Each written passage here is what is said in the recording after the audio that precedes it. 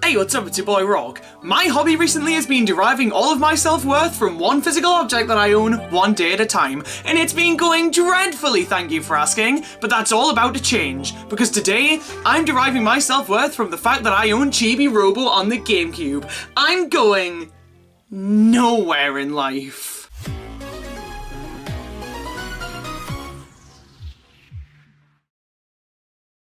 I collect video games.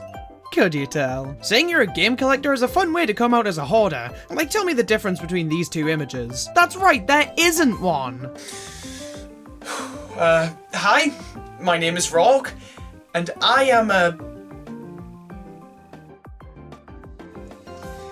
game collector.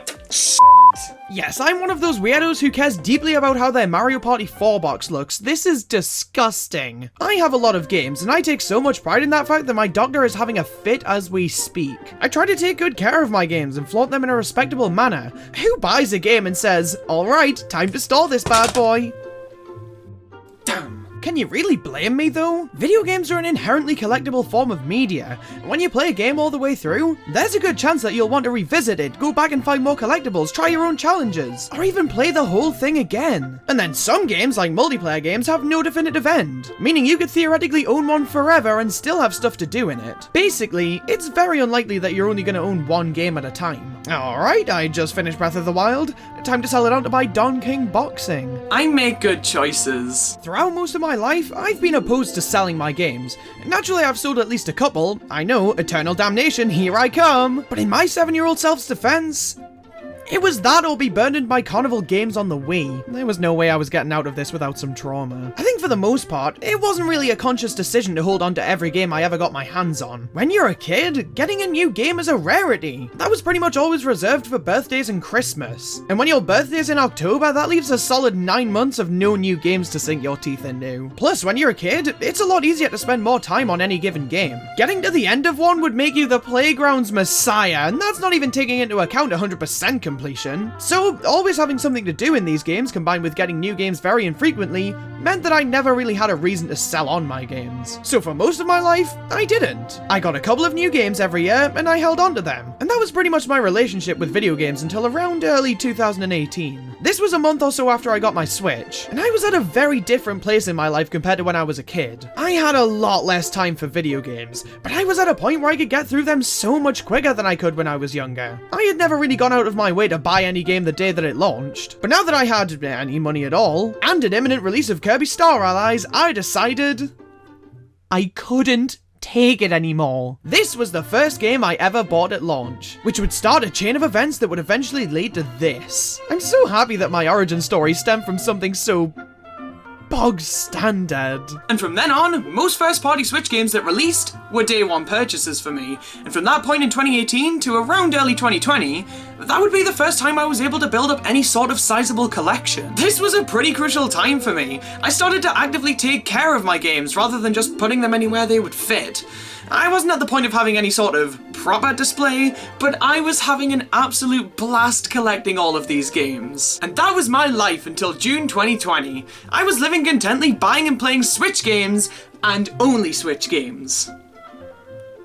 Until something inside of me snapped and I went grave digging on June 23rd. Anybody like collecting fossils? The day I bought a Nintendo 64 was the day my life changed. This was the beginning of my retro collecting phase, also known as the rest of my life. You see, I'd bought retro games before, specifically for the GameCube, but I grew up playing some GameCube games on my Wii, so that didn't really feel all too strange. I guess I should have seen this coming though, especially considering that at the end of 2019, I went absolutely effing crazy and bought 3 whole GameCube games: Pikmin, Metroid Prime, and Animal Crossing. It was a tough year for me. And then earlier in June, before the incident, I bought Paper Mario: The Thousand Year Door. It was going for about £120 at the time, but a friend of mine sold me his childhood copy of the game for £30, and I am forever indebted to him. So before June 23rd, 2020, I had at least a little bit of experience buying retro games, but that fateful day was the final nail in the coffin of my financial stability. From that day forth, I was officially a game collector. Dad, what do you mean? This isn't a phase. I don't need a mortgage, I need Super Monkey Ball 2! This was the first time I'd ever gone out of my way to buy buy a game that wasn't brand new. The few GameCube games I mentioned were spur-of-the-moment things. They weren't calculated decisions. But this time, I knew exactly what game I was going to get with my shiny new Nintendo 64. Twilight Princess. Ha! I wanted an N64 game, but this was only £4. Could you blame me? I'm so happy I bought this thing I still have yet to play. Yeah, that's a definite issue when it comes to collecting. I don't have time for all of these games right now. Twilight Princess, I'll get to you at some point, I swear, but right now, Wally's calling my name! I only collect games that I have a legitimate interest in, and games that I genuinely want to play. Buying Sonic Boom was a choice, damn it, and I stand by it. But of course, buying so many games means that I have more things to play than I have time to spend playing them. And there's no feeling of shame that can eclipse putting a game you really want to play on your shelf because you know your backlog is already staggering. But trust me, I will get through all of these games at some point. And then I'll buy Castle Ween on the GameCube and the cycle will keep repeating itself. Another issue you can run into as a collector is giving birth to twins. Sometimes you end up with multiple copies of a game, which can be slightly annoying. But most of the time, there's a story behind it that can be entertaining enough to warrant the debt. This one happened because of robbery, this one happened because of stupidity, and this one happened because I only exist to suffer. And that sentiment right there, having a story behind each and every game I buy, it keeps the collecting experience from ever getting stale for me. Again, I buy these games because I want to own them, I want to play them, and having a tale to tell about each of them before I've even had the chance to give them a go, that's such a unique and heartwarming experience that I can't imagine finding anywhere else. A lot of people say when you get to a certain point of collecting, you start to lose your attachment to each individual game, and I know for a damn fact that I'm not even close to that level yet. But that just makes me cherish the memories I do have attached to these games even more. I could rant on for ages about the first few months of my collecting journey after buying the N64. The games I bought, why I bought them, where I bought them from, what made me want to buy them in the first place. And those memories, they're really dear to me. Oh, I'm sorry. Batman Arkham City just gets me so emotional. A lot of people see game collecting as if it's a skill, which, first of all, what the hell? Honey, my hoarding is a problem, not an achievement. And secondly, this leads them to the question of, well, what games do I buy to become a collector? That's a question that's just begging to get a range of responses, and my personal stance is, collect whatever you're passionate about. I personally consider myself to be a collector when I started buying games other than the newest releases. But that's different for everyone. And I chose to buy a Nintendo 64 because I really wanted to. But if you don't want to buy a new system to begin collecting, that's completely fine. If you have a system already that you're passionate about and want to collect for, and there's no better place to start than there. Because a lot of people will tell you, oh, if you aren't collecting Super Nintendo games, you aren't a true collector. But why? Why should somebody feel like there's certain criteria to meet in order to be a collector? That's just ridiculous. Buy whatever games make you happiest. Collect for whichever system you enjoy the most. If you want to collect Xbox games, then go for it. I'll just stay 500 feet away from you, but that's how you want to collect, and I respect that. Just please, keep the damn cases for your disc-based games. Don't put them on a spindle. Because that restraining order will very quickly turn into a kill order. Now, do I have any sort of bias in terms of what I collect? Are you kidding me? Of course I do. I think it's fairly obvious by now that I only collect Nintendo games, and I'm open to collect pretty much anything of theirs, but if we want to be system specific here, there's definitely a hierarchy. Naturally, I buy most first-party Switch games at launch, nothing special going on there, but in terms of systems that aren't being actively sold anymore, then I have preferences, damn it. The Nintendo GameCube and Nintendo 3DS are my favorite home console and handheld console respectively, so they'll generally be my go-to systems to buy games for. And my god, nothing feels quite like getting your hands on a new game for these systems. Right below these two, we have the Wii and Wii U. I grew up with the Wii and it has such a vast lineup of quality games. I keep telling myself, Rawk, your Wii shelf is overflowing, you need to slow down and focus on other systems. And then I black out and wake up with a sealed copy of Pirates in the Caribbean at World's End. I'm a mess. And for the Wii U? I'm gunning for a full set for this system. Not to brag, but my therapist started seeing a therapist after I told him that. The Wii U is honestly a close second to the GameCube for me. I have so many fond memories with this console, and I still play it embarrassingly frequently. Plus, it has the smallest library of games of any Nintendo system, coming in around the 170 mark in PAL regions. I've always loved the idea of having a full set of games for a console, so it makes sense to start that journey off with something that I can realistically achieve. Next in line is the Nintendo 64. I adore the collecting experience for this console. I tend to go loose with the games I buy because honestly, people ask ridiculous prices for cardboard. But I have gotten my hands on a few boxed games and it's making me consider unspeakable things. DS collecting. Yeah, it's fine, it's doable, but something about these big bulky boxes that are pretty flimsy makes it feel lame as shit.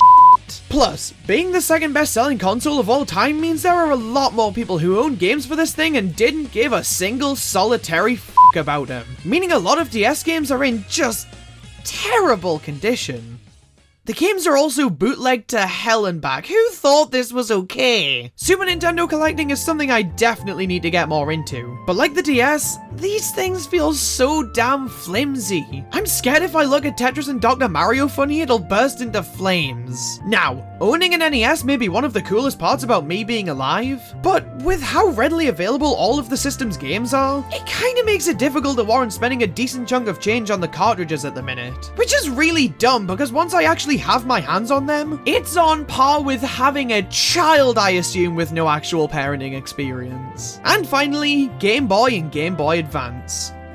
I don't really have anything specific to say about these systems. I really enjoy buying games for them, just not as much as some of Nintendo's other consoles. But hey, look, a boxed copy of Mario Kart Super Circuit. Life is good. Another bias I have is one that doesn't actually relate to the games themselves. It's to do with where I buy them from. There are basically two ways to buy games nowadays. I would say digitally is the third option, but look at me. Do I look like someone who buys games digitally? So my only options are buying games in person or online. Here in the UK, we have a shop called CEX. They really seem to want to be pronounced as sex, but I can't think of anything more oxymoronic than a game shop called sex, so CEX it is. These guys have branches all over the UK, and sell games from all generations. Hell, they even sell Virtual Boys.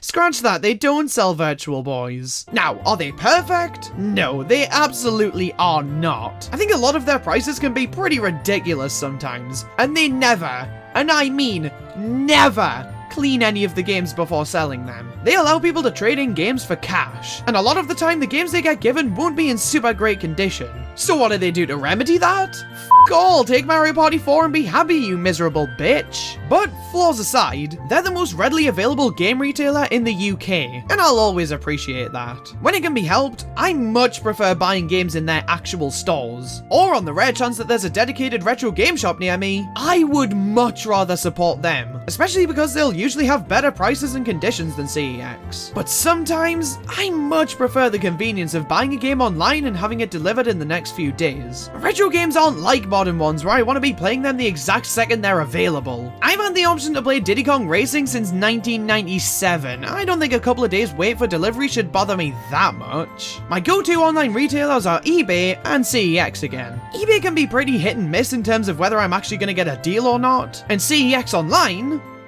has the same problems as the actual stores, but add £2 delivery to every individual item. Even if you're buying multiple in one order. That's kinda lame. But just because I have these biases, that doesn't mean the collecting experience ever grows stale or repetitive for me. No, no, no. In fact, it makes it all the more thrilling when I can find an excuse to go against my own spending habits. I don't typically buy DS stuff all too often, but when I saw my personal favorite DS ever made, the white DS Lite, in box for less money than I've seen unboxed systems go for at a local store I was in, I was so excited to pounce on that opportunity. And it's those moments that make the game collecting experience such an exciting one. You never know when an incredible deal is going to appear right in front of you. You never know when you're going to find that game you've wanted to play for ages. As much as you can plan what you want to collect and how you want to go about it, this hobby is full of surprises. And while sure, some of them can be bad, most of the time, they're good surprises. And they're what remind you, day after day, why you do this in the first place. And as a collector, you're never alone. I can't even count how many times I've been perusing a game shop looking to nab a copy of Mario's Missing, and ended up having a pleasant conversation with fellow collectors, talking about our favorite games, our favorite systems, or hell, even just some cool or rare things that we've seen in the store today. and then ending it off with a solid "have a nice day." It can be easy to forget that you're part of a massive community of like-minded people who value games just as much as you do. With the games industry headed where it's headed, it's always nice to have this physical media of years gone to fall back on. And given the pretty relaxed approach a lot of game companies have towards the preservation of these older games, I almost feel like I'm taking the proper steps towards full preservation myself. If Nintendo won't justifiably preserve Doshin the Giant, then damn it, I will! Game collecting is an extremely fun hobby, and there are so many positive experiences that can come from it. Even though I'm massively in debt, I wouldn't trade it for the world. But of course, that is a big hurdle for people, the money, and that's perfectly respectable. But even if you can only afford to buy one cheap game every month, that doesn't devalue the collecting experience at all. Different people collect in different ways and for different reasons.